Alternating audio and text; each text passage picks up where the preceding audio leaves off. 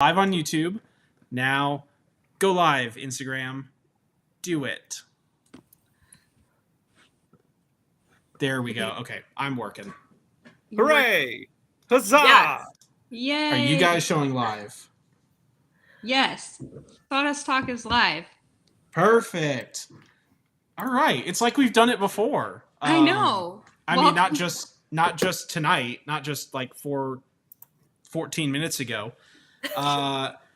Good evening, everybody. Welcome to another episode of Sawdust Talk, the second version of this episode tonight, which is the first of a two-part series of episode 90, because we can't count episodes for all the way to 100. So we've got a lot of different chapters on IMDb for this episode. It's episode 99. That's right, 99.0. Numbers are hard. I can only count to this many. I'm Braden. I'm with Little Bug Woodworking. I do a little bit of everything. I'm in Omaha. You guys hear about me every single week, and nobody wants to know more about me. But Jessie, what's up? Hi. Who are you?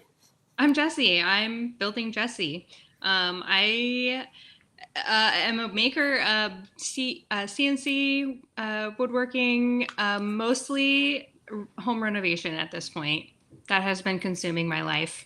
So you can follow along with that on my page. What about you, TJ? I'm TJ with TJT Workshop out of St. Louis, Missouri. Most of my woodworking involves spinning wood at a high speed and jamming steel into it. I'm a turner. But I do a little metal work. I do some 3D printing. And this week we're doing flat projects in a last minute Christmas crunch. So hopefully we'll have some videos of some pretty pieces of wood and some unique stuff. And before the show's over, guys and gals, remind me to bring that slab over so you can see it. It's a really cool one. Okay. And before we let our guests introduce themselves, we want to take just a second and thank our sponsors, Surf Prep and George Supply Co. We could do what we do without them, but it'd be less fun, and sanding would still suck. I mean, it still sucks with Surf Prep, but it sucks less. Surf Prep. Do-do-do-do-do-do. Surf Prep. You need something made slightly smaller or negligibly more round? Surf Prep. Surf Prep. Get weird with Surf Prep. I think that's the one we settled on in their episode. Anyway, they have a lot of unofficial slogans, so check them all out. What was the In the Groove one? In all your nooks and crannies. Oh, There that's you right. go. Getting in the nooks and crannies. I still want that t-shirt. I want that one bad. But yeah, none of these t-shirts are available on their website. Not yet. Not yet. Yeah. So, Jenna, why don't you introduce yourself and tell us a little bit about yourself? Who are you? Yes. All right. Well, first, thank you for having me. And I got this Sawdust Talk sweatshirt from George Supply Company. Phenomenal customer service. I ordered a small and ended up needing a slightly larger size and got a medium. And they were quick to turn that around and very helpful. So I appreciate that. Yes. All right. I'm Jenna with the North Coast Workshop. And I'm a 37-year-old woodworker, only part-time right now, hopefully full-time in the future. But I live with my wife on the shores of Lake Ontario. That is where the name for my business, Instagram handle, side hustle came from. I am a full-time safety consultant working mostly with construction companies, little manufacturing, general industry. My work takes me all over the place. I get to meet really neat people. And that also kind of fed me into woodworking. I get to work with carpenters and millwrights and all those fun trades. And when we bought this house on the lake, we jumped right into a bunch of home renovation that Jessie is doing. And by the way, I love your kitchen. You showed that in a sneak peek and beautiful. And the first house that I bought, I was scared to do any type of work to. I didn't even want to paint. And then this house, we were tearing up carpet and we were remodeling bathrooms and laundry rooms and drywalling. And I was like, I can do anything. So why not try woodworking? And the day we moved in, I told my wife, I'm going to build us a deck. And she said, no, you're not. And 4 years later, I built us a 500 square foot plus deck. And it's been awesome. It's been a fun ride so far. I especially like the 4 years later, because that's like, I can do it. I'm going to do it. I don't need being reminded every 6 months, though. That's right. That's that sort of thing. It took me a while to convince her. It wasn't until I started woodworking and I built a table and I was like, a deck is just a big table. I can do this. And it took a little bit longer. And finally she was like, okay, go for it. Mm-hmm. Thankfully, it's still standing. Yeah. Everything is a table or a box, right? Isn't that how woodworking works? Everything is a box. Exactly right. My philosophy is typically ask for forgiveness, not permission. You can ask like him. That. Typically, he comes home and he's like, "Oh God, I hear a hammer. What is she doing now?" And then he just joins the fun. Yes. Well, the nice thing about working like with wood is it's the only thing where you actually can say, "That's fine. It grows on trees." I've been telling you guys this for 2 years now. Wood is free. It grows on trees. Trees fall over all the time. It's free for you because you don't have to worry about moisture content and it being flat. You just spin it until it's a different shape. And you're like, that's a feature, not a bug. Yeah, why are you guys doing woodworking wrong? Ironic that the guy that says everything is a box, his number one source of like woodworking projects is non-box related project. Hey, I can make round boxes, thank you very much. They've got lids, and they make little Tupperware burps when you open them. They go. Okay, Jenna, so I want to start with something that has nothing to do with woodworking. So, Perfect. Safety officer. Yes. What is the worst thing that you've walked into situation wise, looked at and be like, I need like 3 more of me. Like, this is bad. The worst thing, I could tell you one of the most recent things. We went into a foundry. I have a client that does work all over, and they go in and typically are moving machines.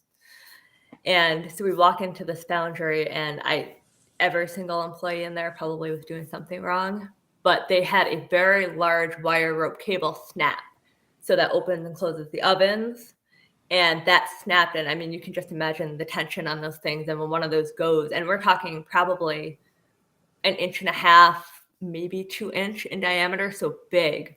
Did somebody and it snapped and whipped down. I mean, that's an immediate stop work. You're shutting things down and just walking off the job. But I've seen I walked onto a roofing project one of my very first days. This was 15 years ago, and the guy was tied off to the roof. And I asked him to come down and see me, and he was able to walk down the ladder and stand next to me and was still tied off to the roof. So it's just, I mean, little things like that, and then big things, everything in between. The bungee jumping nightmare.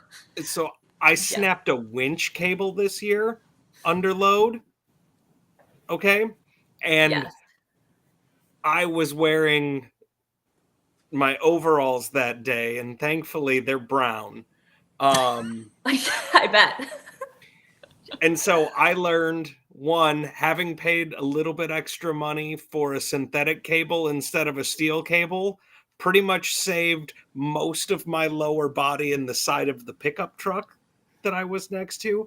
I can't imagine like the horror of snapping 1.5 inch steel cable. Yes. And for rigging, a lot of companies have gone to synthetic straps. They'll use a polyester or nylon, but there's some, I mean, this was an oven. They're not going to use that because of the heat. But, you know, there are some lifts there. They're still using chains and wire rope and all of that good stuff. And you can do it safely as long as you're inspecting them and making sure that they're holding up and being maintained. And it just wasn't in that case, unfortunately. Yeah, just for all of our listeners that are out there, the synthetic line, when it breaks, it just goes poof and just like tips over, and nobody gets hurt. It was Luke in the Garage has been a long-term watcher and listener here. Not Luke in the Garage, sorry. Luke in Illinois, Luke. Luke in the Garage is in Illinois also. Boy, that's really confusing. He was standing there next to me. And I can only describe to you the faces that we made to each other when it broke, which was initially the, oh my God, what just happened? And then you get the look between each other, which is, oh my God, are you dead? Am I dead? Are we dead? What just happened? And then like you start counting fingers and like patting yourself down. Oh my God. It was I was going to ask what sound it 45 made. seconds. Ironically, it also makes a sound like the gentle burp of a cylindrical wooden piece. Mm-hmm. Yes. My dad was a shooter, so like on aircraft carriers launching planes off, and they have like cables like this, same sort of thing. And he's told me about snapping cables. So when I got into Jeeps and four-wheeling, like I wouldn't stand anywhere near winch cables because I love community aspects, and like the community aspect in Jeeping is a lot like the maker community. But let me tell you about the like most Jeep communities. They're like 99% redneck, and like I love it, but they don't look at things and think that's not safe. They think that's going to be interesting. I bet it's going to be fine. So I don't stand That'll be near a metal good story. any sort. Yeah. Do we got enough Right, beer hopefully for if you're whatever still around this to is tell gonna it. take? Yeah, isn't the running joke that when you're winching on the front of your Jeep, the reason why the hood flips all the way up and lays on the windshield glass is that so that while you're winching, if you break a shackle and the thing comes flying back at you, the hood will stop it before it goes through your windshield? I've never seen anybody do that didn't also just have like a mess of other issues. I've never seen somebody like flip their hood up and think this is a safety feature. It's safer if you're going to be trying to hold yeah. the steering wheel while winching in the front. Yeah. I've always just been I a big like fan that. of like the safety squints. Just Yeah, no, that works too, actually. That'll make that hook 10% stronger. Yeah. Proven, actually. 10%. Mm-hmm. Yes. So, Jen, if I see that you have been busy this time of year, you've been like rocking out boards and charcuterie, and like what is going on in your shop? Yes. So I started an Etsy shop about a year and 1 month ago, and that was my avenue into selling items. I really didn't tell people that I was making stuff to sell. I just put it on Etsy. And that's taken off a little bit. You know, I'm starting to get the hang of it, but I have other people asking me for boards. And I just recently did my first market. So I was making a bunch of items for that. Coasters, charcuterie boards. I've gotten into end grain boards, which I really enjoy making. And I'm going to try some designs and neat features on those. And I've started building small furniture pieces. So I have a very tiny shop and I can't fit too much in there. So I don't do large pieces, but end tables, a coffee table or two is about as much as I can handle. Do you feel like doing like the smaller scale stuff is just kind of like building your craft into making something bigger or expanding your... Absolutely. So I'm constantly expanding my shop and buying tools that don't fit anywhere. But I made a waterfall edge table earlier this year, and it did not fit into my shop. I started out with an 8-foot boards that I, glued a big panel together, and I had to do it all in the garage. So move the cars out, bring in portable tables and workbenches and cut everything in there. And I ended up purchasing a track saw, which thankfully was a lifesaver for jointing and cutting them down and then cutting the 45-degree angle. And then in the basement is where I did my glue up, because again, I couldn't fit it through the doors to go into my shop. So everything was done in the basement, finishing and all of that. But I will say that even just charcuterie boards and the coasters, it's good repetition to learn consistency and try out different finishings and edging, and even just trying to find new ways to joint, because I don't have a jointer and I don't have room to buy one right now. So trying the track saw and the table saw and coming up with creative ideas, it certainly has helped me to learn new ways and build my skills, because I'm brand new. I've started this maybe 2 years ago, and just constantly trying to figure out everything. I liked your little tip the other night about like setting up for the morning the night before with your with your sled and everything all ready to go, so you could joint your boards. And yes, so that's one of my productivity things that I've implemented, because I don't have a lot of time at my shop. I'm lucky if I get an hour and a half at night after my day job and cooking dinner and all, house stuff, all that fun stuff. So if I can set up and be ready to go the minute I walk in the door, it just saves me a lot of time. Yeah. And part of that is supposed to be picking up and cleaning up. And I tend to leave. I'm not following through too well on that, but I do have a policy, instead of putting it down, put it back. That has helped me out quite a bit, especially because I don't have a lot of table space, but I'm trying. But I guess throw it in a drawer is kind of like put it back, right? Absolutely. Yeah. If it's out of sight, out of mind. Yeah. Okay. Throw it in a drawer counts. Okay. Well, I put tools away then. Okay. If it's on top of a flat surface that's not the ground, it counts as put away. You got to have a ground to put things on the ground.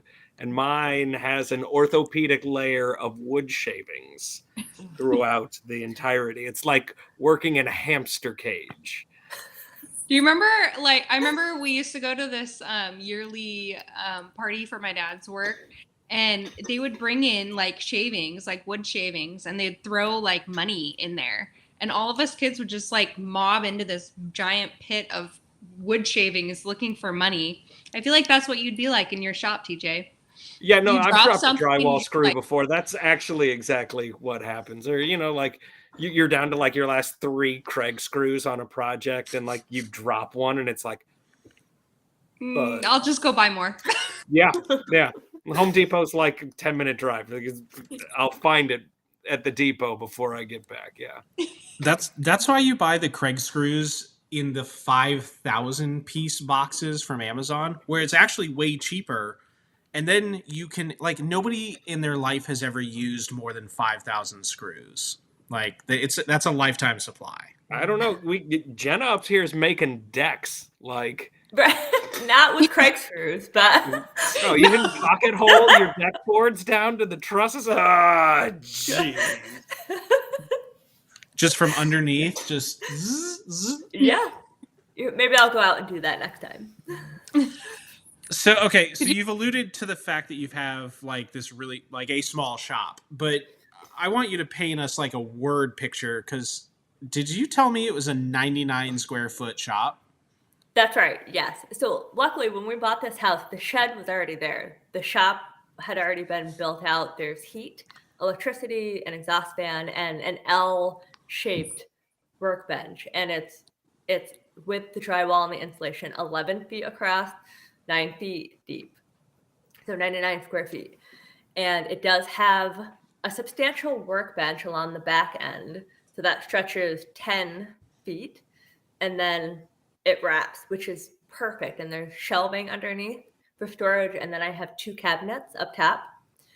And when I first started, I bought a late 80s Craftsman table saw, contractor saw, and great saw, took up way too much real estate. So it was like the saw was my shop. There was no room for any other tools. And I used that for about a year before I finally, I bought a planer, but that lived underneath the table saw. So it was constantly trying to pull that thing out, put it back in. And I talked myself into selling that table saw and getting the DeWalt job site one that folds up on the cart and goes right up against the wall. And now, so much room for activities in that shop. Oh my gosh, yes, small, but your beds, kids. Yes. Yeah, and I did a flip cart, and so I'm saving space and trying to make the best use of space where I can. Okay, controversial topic with the flip cart, and only because I just posted about my flip cart today. if it wasn't for the fact that it saves you a bunch of space, do you actually like flip carts? Like, do you like your flip cart? If I didn't need it, I would not have it.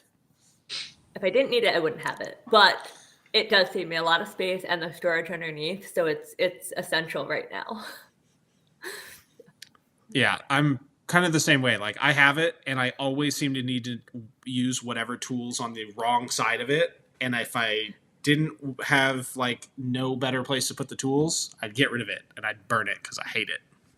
Yeah, it's tough. And I have a spindle and belt sander on one side, so if I forget to take off, the throat plates, whatever, I flip that thing over, stuff has fallen out of it, and it's not fun. But And it gets lost in the wood shavings, and you just go to Home Depot and you get another. no, I clean every night. No wood shavings on my floor. I was gonna say Jenna's shop is actually clean. I try. I end up with wood shavings everywhere, but I can't find those parts, but I just a scoop shovel. There's got to be a reel in there somewhere of a tidying day with my buddy, and it's just you could sell how much those, other right? Yeah, how much other stuff are you eating out of your shop? Like, how many Craig screws have been thrown out? I don't know. The squirrel nests in the woods behind my house are starting to look really robust. So like, I don't know. I wouldn't say that there's a deck, but like there's maybe a cantilever of some sort on one. So like they're getting started. I don't know. There's probably a lot of Craig screws. It wouldn't surprise me if there's like greater than 52-inch sanding discs back there by now. Those get sucked up by the dust collector more often than I really want to admit. But like, yeah. Does anybody else just like burn their scraps and like go over it with a magnet? Because that's what I do. I'm like, if there's something metal in there, like I'll find it later after everything else is burned off of it. Well, right, but like I've got a 55-gallon barrel and I can only burn wood scraps so fast and for so long, right? True. And by the time you burn out a 55-gallon barrel, I don't want anything metal that's in the bottom of that. Yeah, true. Well, I don't either. I just don't want it in my yard. Well, Jessie, listen, I know you're like your big city, but here in the country of Nebraska in the suburbs, like I start burning off more than just a couple pieces at a time. And the people next door start to kind of like, what are you doing over there? So fire department. Can you check actually, that one's okay. My neighbor across the street is a fireman. So I'm just like, hey, I'm burning stuff. If you get a call from my address, it's either okay or it's all gone so bad. Like, just hurry. Check your camera, your security camera, and hurry up. Oh my gosh. Okay, Jenna, so boys and girls, it's not germane to the show, but after the show, have me tell you the story about me and the flamethrower, okay? Is this not a live IG live or YouTube live? I mean, it is, but this show is about Jenna, and I've been, taking a lot of time talking, and we've got really important things like markets, and I want to discuss your setup and your displays and how it's been going and what you want to do in the future.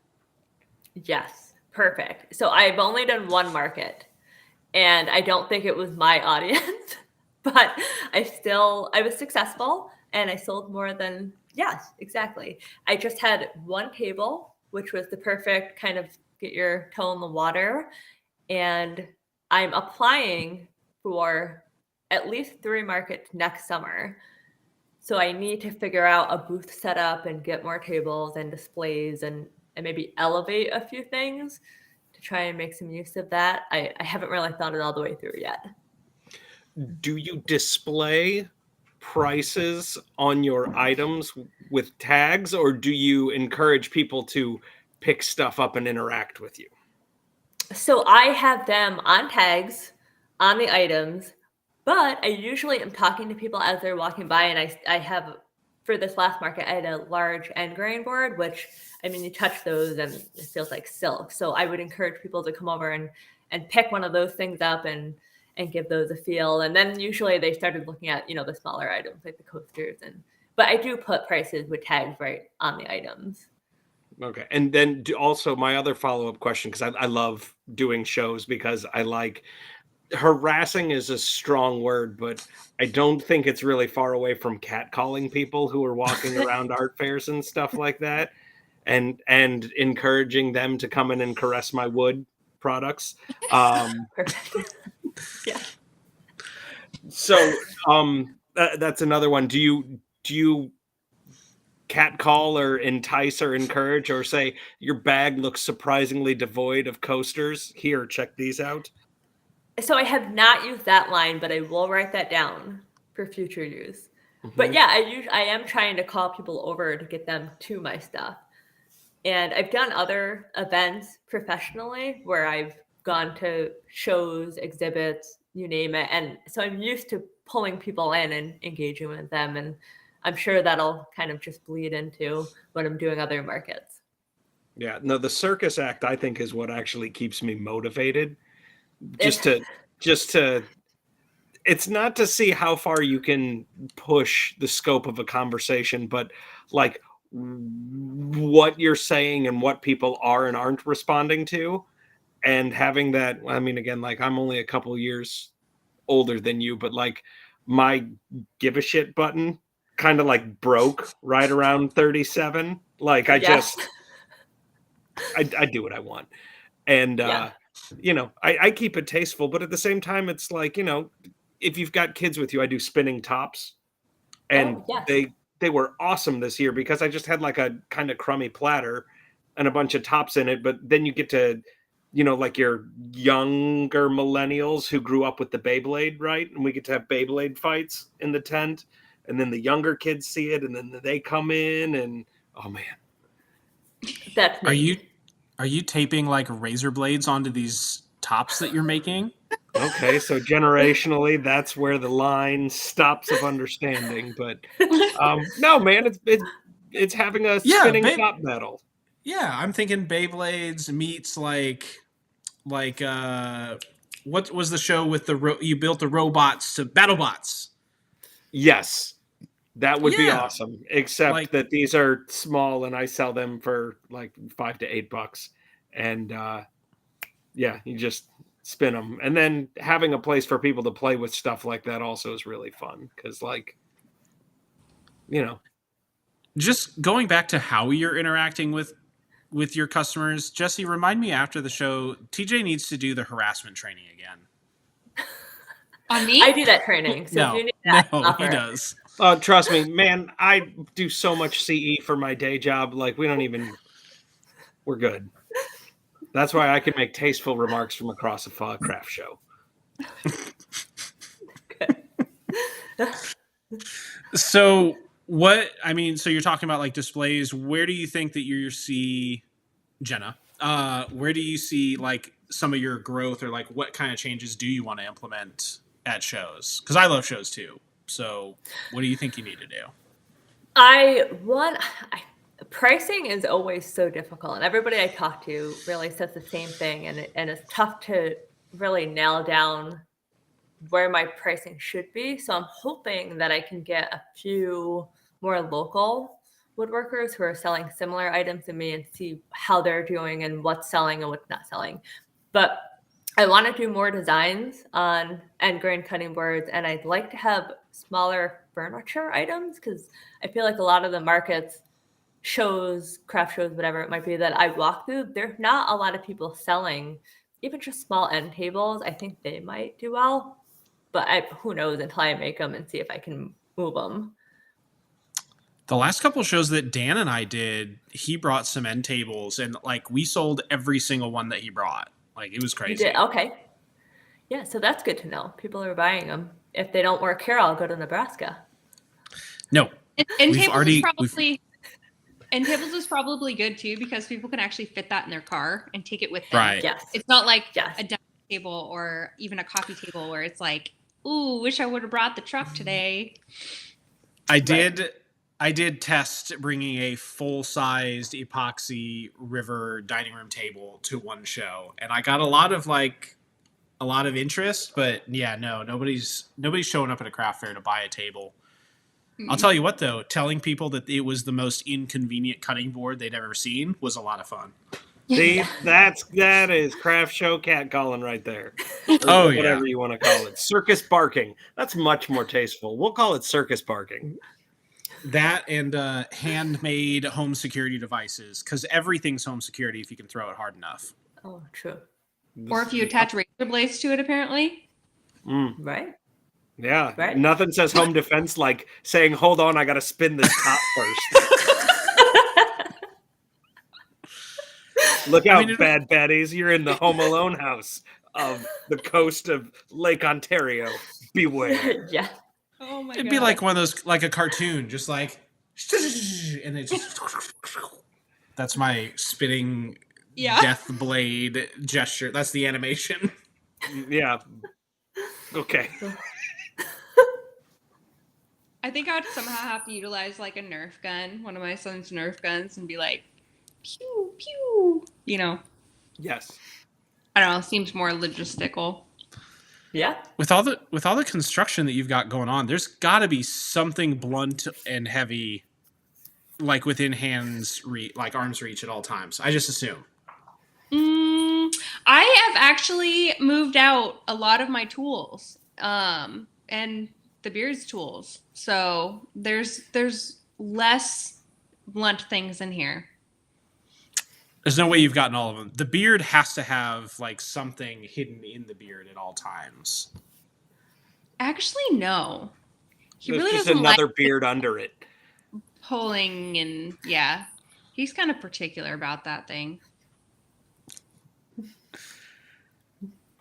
So, Jenna, I have one more question for you about craft shows, and I know that we're kind of beating this into the ground, but we're running on infinite time because of our bumpy start, so time and space are pointless.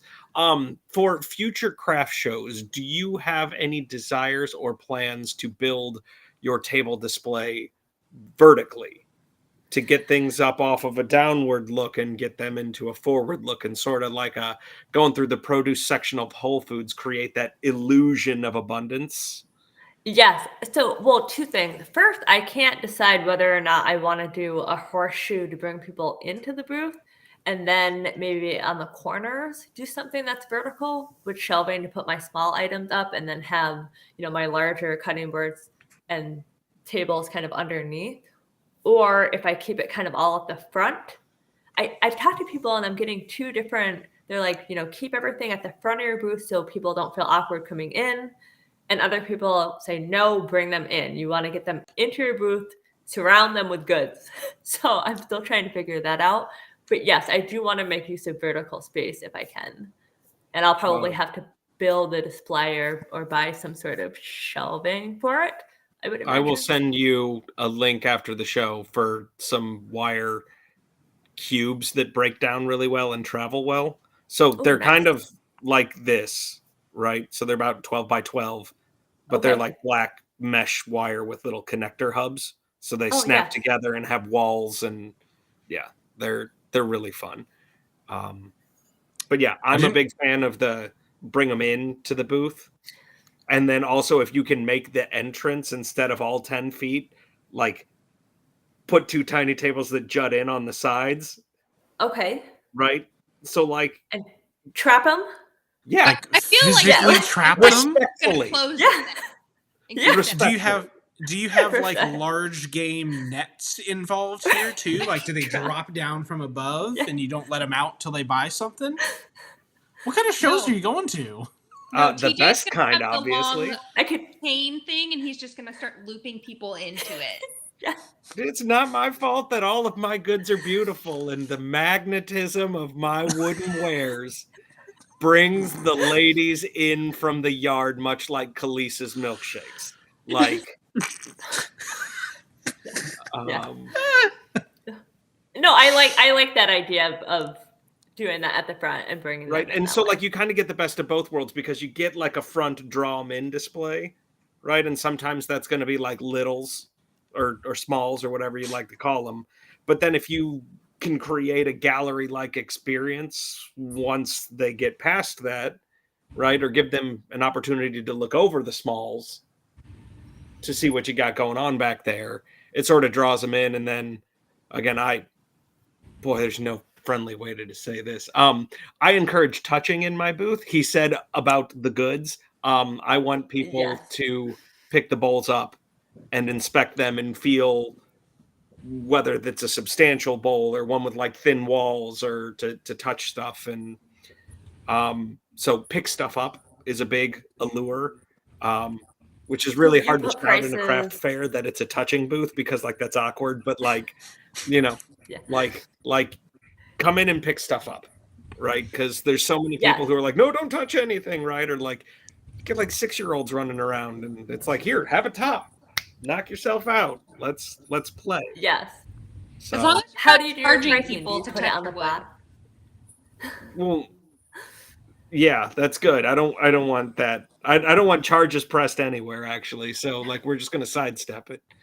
Have you considered setting up like large curtains to block off your booth, and then just like, hey, come on in, sort of thing? Like, I just can't decide how creepy your booth sounds. I run sides on my tent if it's an option. You're one velvet wall away from people wondering, hey, is this guy working with wood, or is he like working with wood in there? Dude, it's not a harem-like experience, but if I could throw an Oriental rug down, I would. No,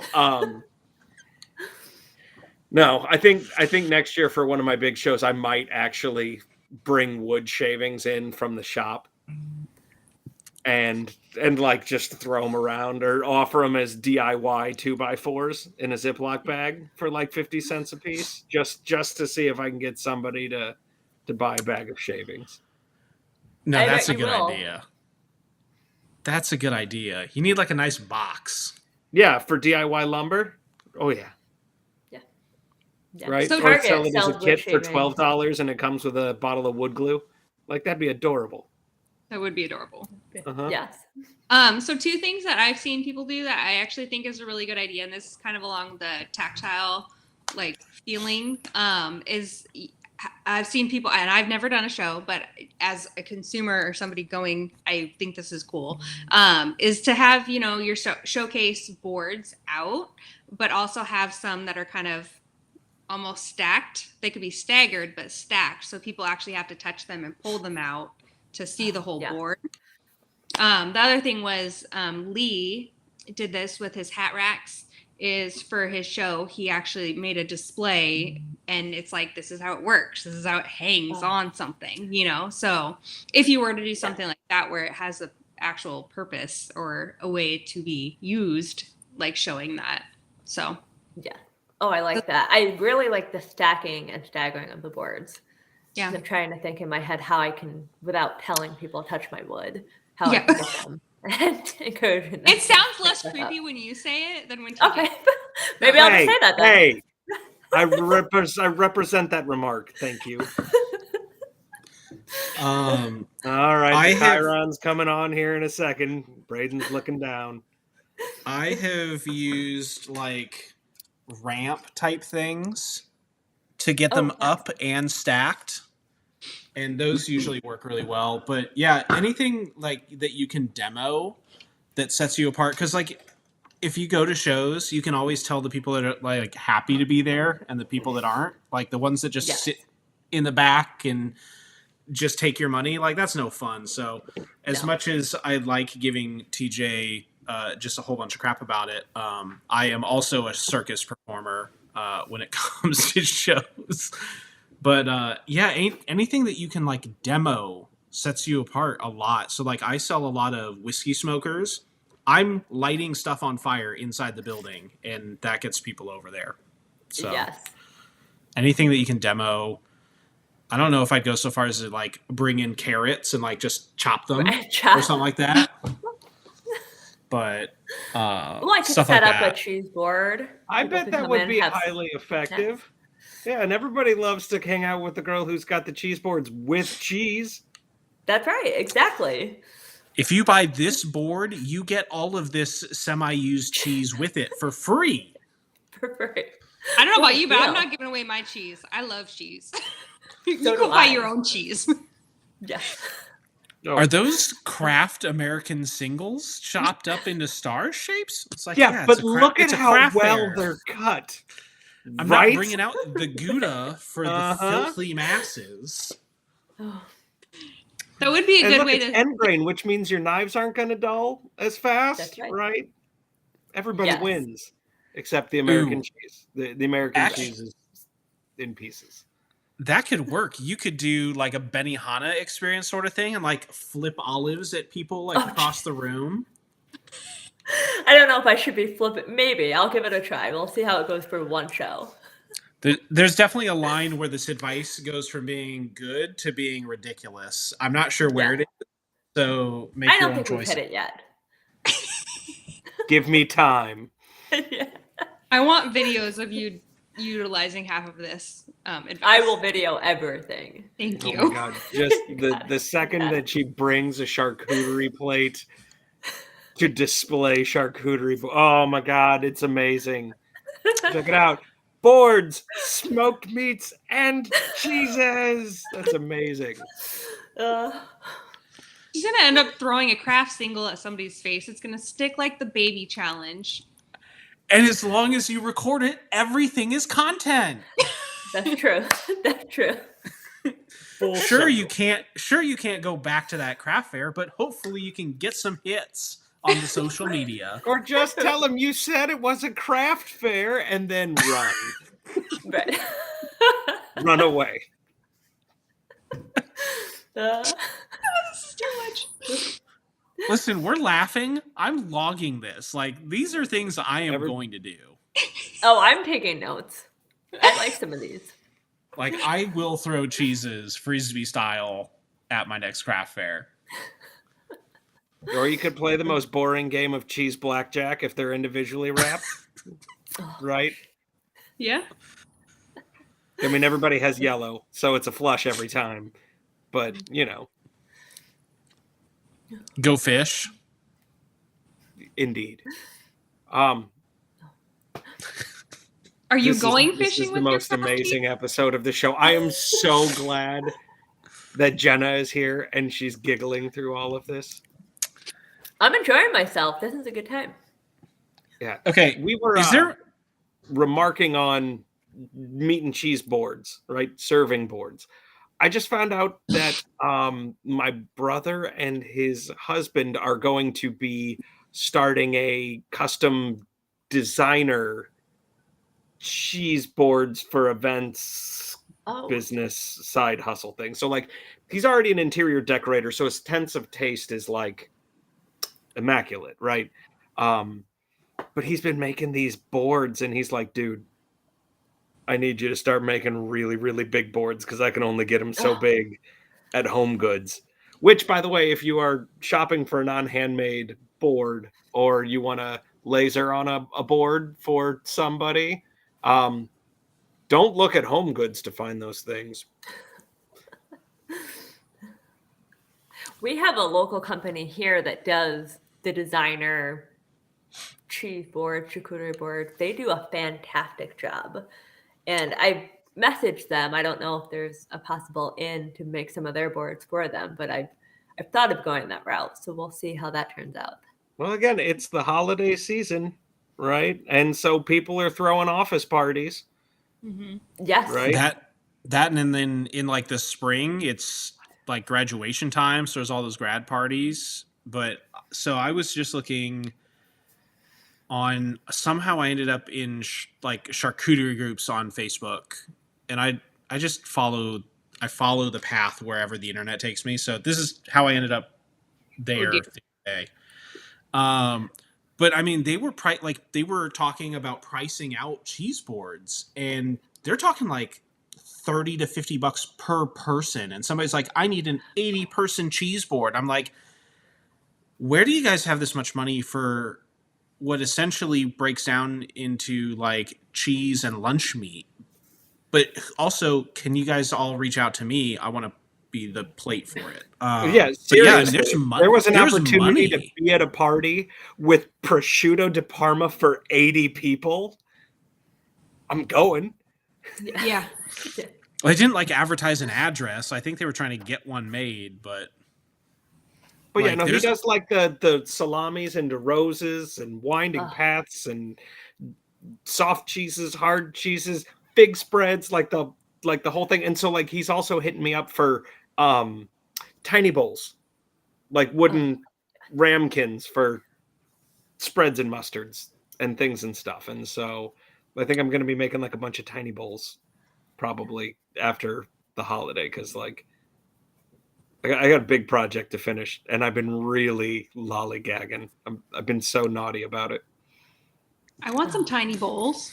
Do you want some tiny bowls? You want some little baby ramekins? Bowls? Yeah. Okay.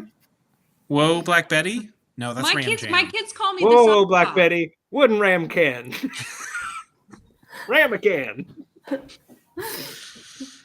That's some nice ram cams you got back there. Mm-hmm.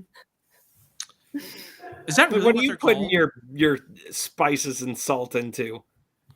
Me? You're just leaving them in like the Kirkland signature plastic package? Come on.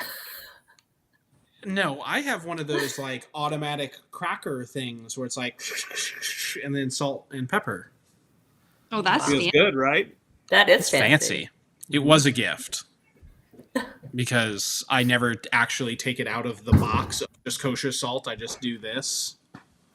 My doctor says I have a problem. It's with my sodium. So I've become addicted to finishing salt. Are you guys at all familiar with finishing salt? It's made by a company called Malden, is the company that I use, and they're great big salt crystals that usually come from like dehydrated ocean water. But like, if you're wondering what Salt Bay is salt baying, by the way, when he's on the internet and sprinkling giant salt crystals on steak, finishing salt is like the coolest gift that you can give somebody who cooks extra hard at Christmas time. I'm Other than officially hungry. This episode has done I know. one thing. It has made me very, very hungry. Yes. oh, Choose word and a here's steak. one for you. I made a wooden spurtle the other day, also because we're talking about kitchen stuff. Are you guys familiar with spurtles? It's like a spatula. spoon thing.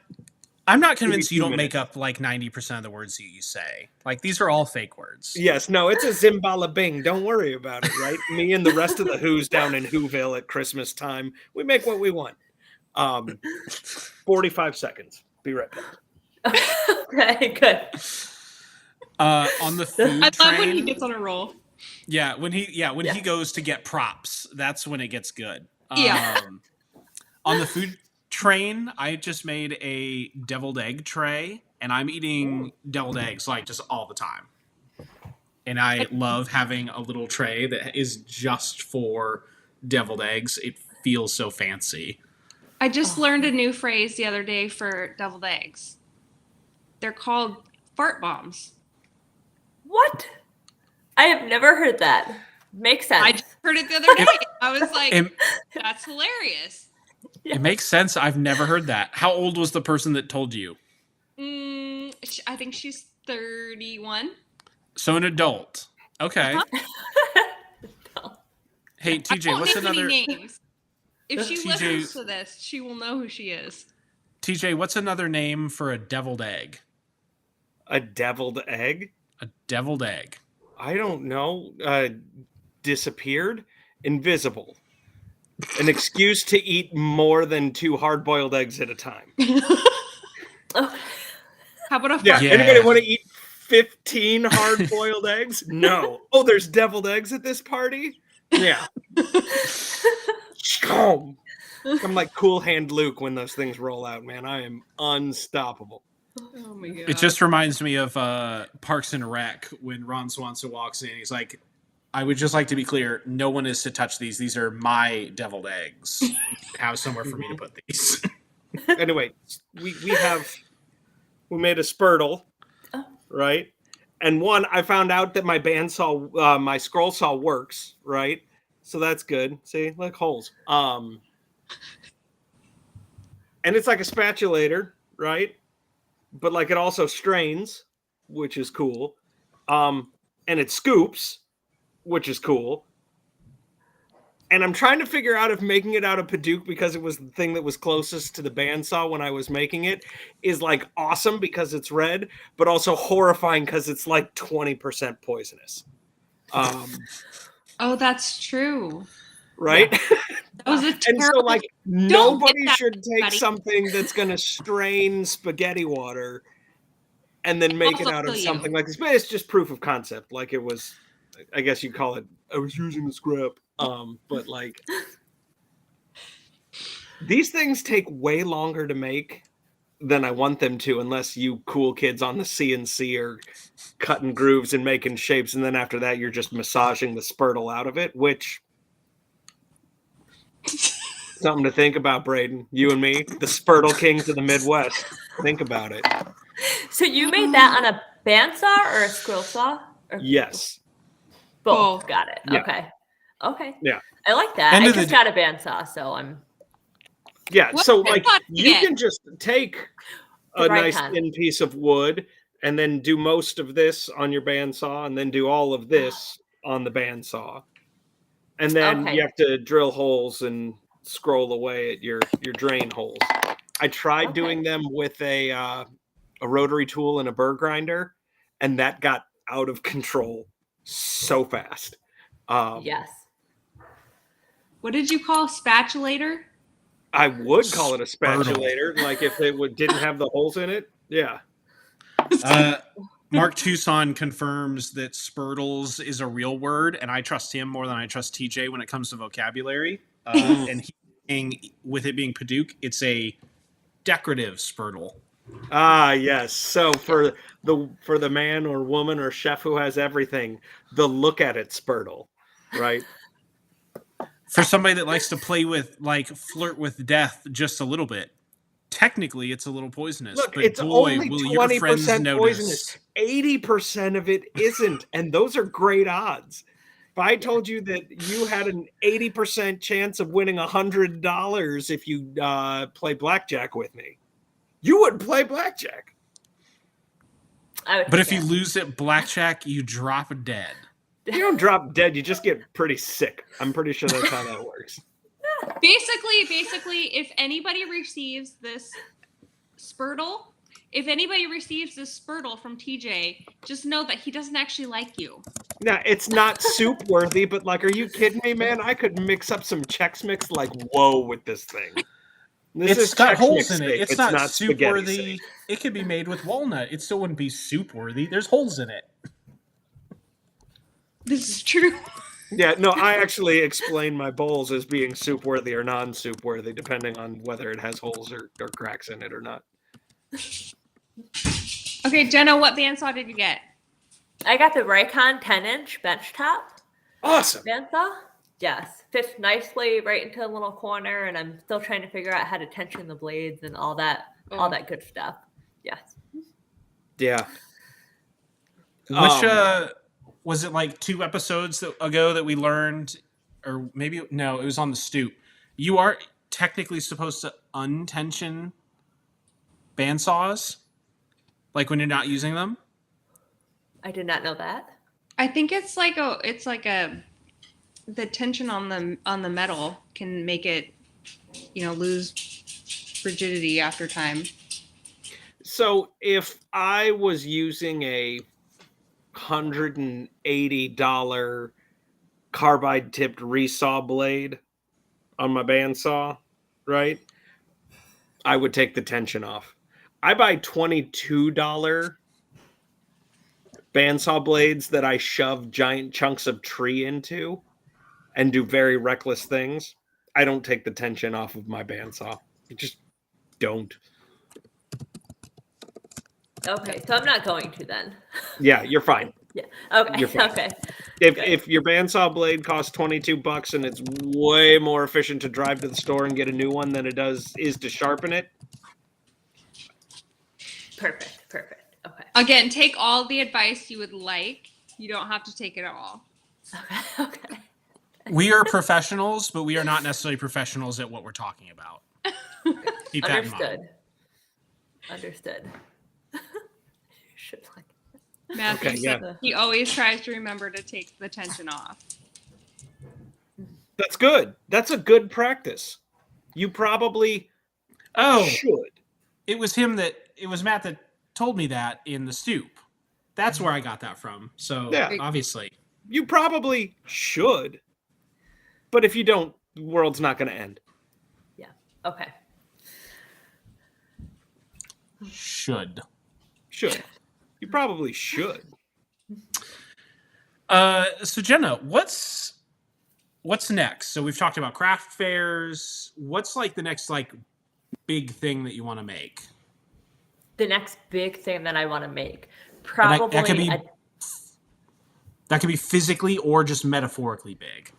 Oh, well, no, I'm going to go with my quick answer. A desk. I really want to make myself a new desk, and I think that's going to push my limits quite a bit because it'll be the largest piece of furniture that I've made, and I'm hoping to use some different joinery techniques that I haven't gotten into before and use hand tools a little bit more. So for the first time at Maker Camp, I learned how to sharpen and tune up a hand plane, and so I've since bought another hand plane, and I'm a hand saw and chisels, and so now I'm trying to teach myself how to use hand tools, which is a lot harder than I thought it was going to be. Okay. But it's been fun trying to learn. They and take up less space than power tools. Mm-hmm. no noise, no dust collection. I like it. Not as fast or as efficient, but maybe one day I'll get up to the same speed. No, look, Mark Twain told us that no distance is too far to walk if you've got the time. That is And right. no rip cut is too long to saw if you've got the time. Okay. Yeah, ask That is Chris. good. Was it Chris did that insanely long rip cut when he got rid of his power tools? Like He how learned a long? lot about himself, I'm sure.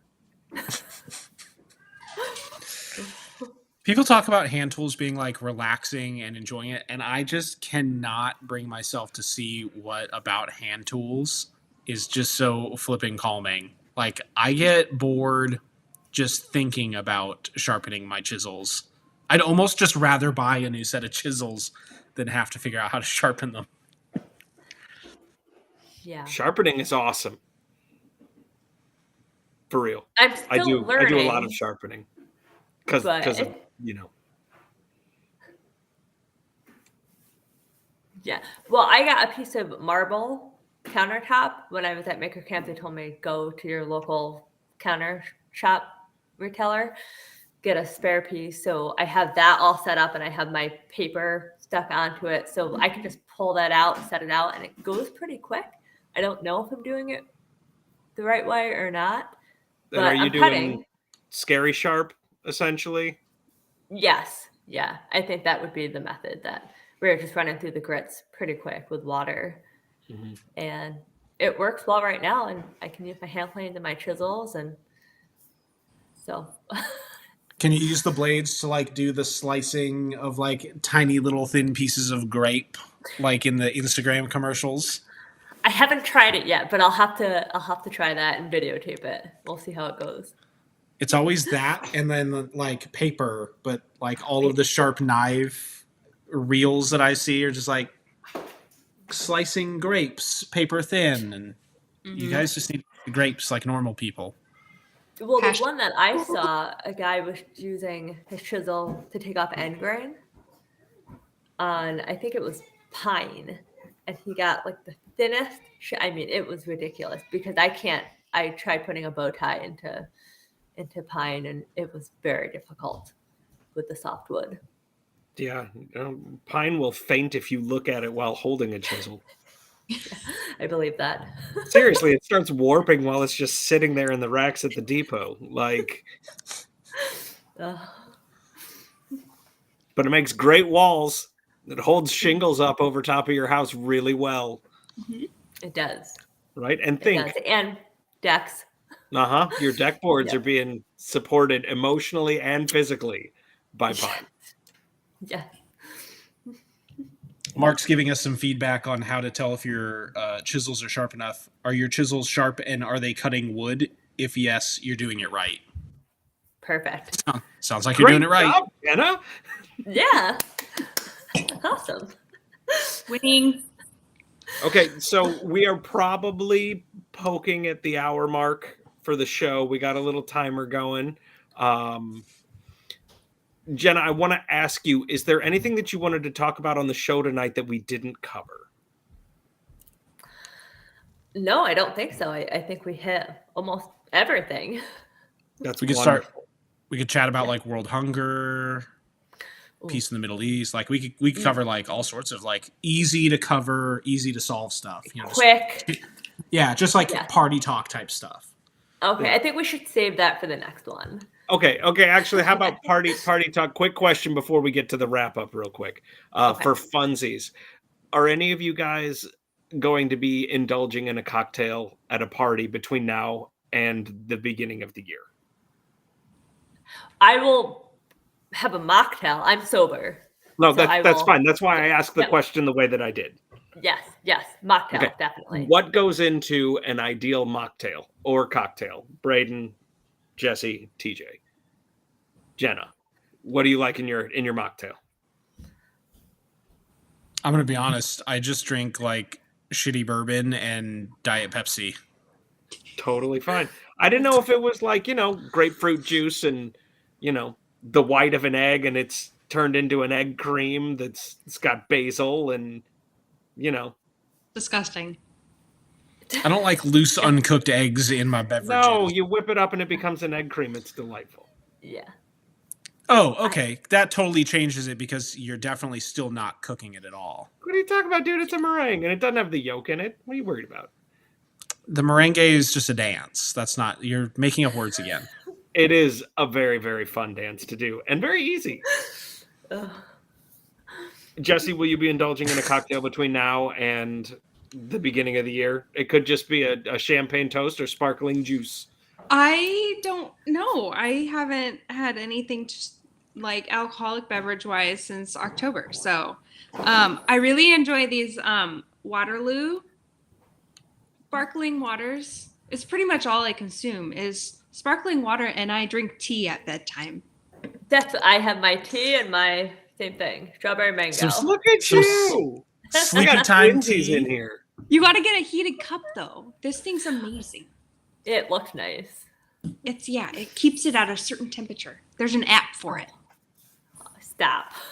Fancy. Oh, I like it. I like my glassware to also have apps.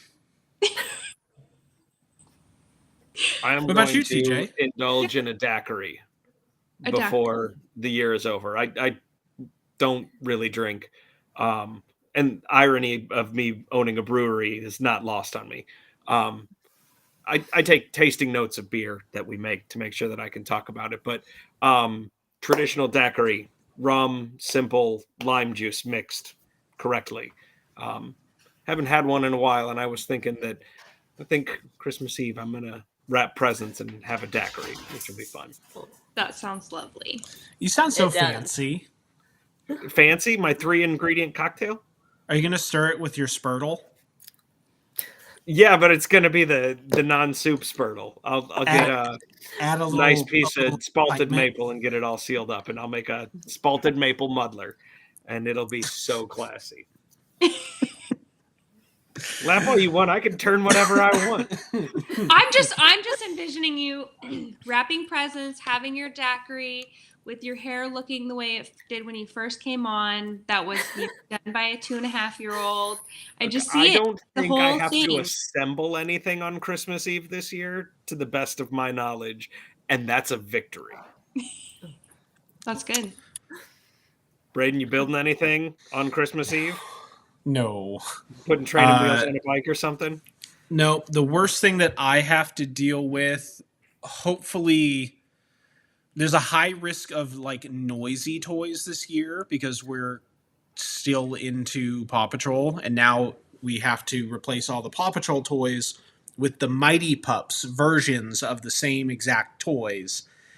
And I don't know who at Hasbro needs to get fired to stop putting buttons that make lights and sounds on all these children's toys, but I will be writing letters. And then I have to figure out where to put a rock tumbler where I can never hear it, which means it's going to end up in the shop. I'm not And a you'll fan. hear of it all the time. Yeah, The but you're in best- Nebraska. That means that you can clean your brass and reuse it in the same rock tumbler. Oh, this is true. The best parenting hack for holidays and toys that make noise. Take note. Scotch tape. You take a couple pieces of Scotch tape, you put it over the speaker holes. The kid doesn't know it's there, and it muffles the sound, makes it quieter. It will save your sanity. You're welcome. Oh, I thought you were the going to yellow say batteries from Harbor Freight into it, and they last like 4 days, and then mysteriously lose a screwdriver small enough to open the battery hatch. Oh no! I thought that the Weird. advice was going to be you put them back in the box and use the Scotch tape to seal it and send it on back to Amazon. No, Scotch Also tape. works. I did that on so many toys. Yeah. So the time is now 1 hour and 5 minutes into the show. Jenna, you've watched plenty of times, so you know at the end of the show, I normally ask our guests to give us a motivational thought or idea or quote or a reason to go get into our shop and make a mess and kick up some dust or hold it or turn on a tool or go get awesome. What would you like to share with the boys and girls in their viewing audience? Yes, I would like to share to everyone to find the joy in the everyday. And hopefully that's in your shop and you still have joy when you go into your shop. I know sometimes when I get really busy, it's hard for me to just take a minute and enjoy what I'm doing. But I try to remind myself that I'm grateful for having the time, even if it's a short amount of time every day, to get out there and do something that I truly love and have fun doing it. I think far too often, I know personally, I get caught up in the everyday and I'm just running through my work tasks and what I have to get done and my to-do list and in the shop I have a long to-do list. And so I don't always take the time to really appreciate that I get to go out there and make stuff and create and hopefully inspire other people when I throw it up on Instagram or share it with all of you guys. But yeah, I would say try to find the joy in the everyday, even if it's little moments and mundane tasks. I think it's always there. We just have to look for it. It's wonderful. Jenna, you are a ray of sunshine, and Thank I you. just adore you. And it was so nice meeting you at Maker Camp, even if it was Yes. just for a minute. I got to squeeze you, and that was awesome. I'm excited to see you at Work on Tron too. So, Yes, I will see you there. Thank you. All right. Well, to close it up, we want to thank our sponsors again, Surf Prep and George Supply Co. If you need to get stuff to stick to other stuff, George Supply, he's got CA glue. It's fancy.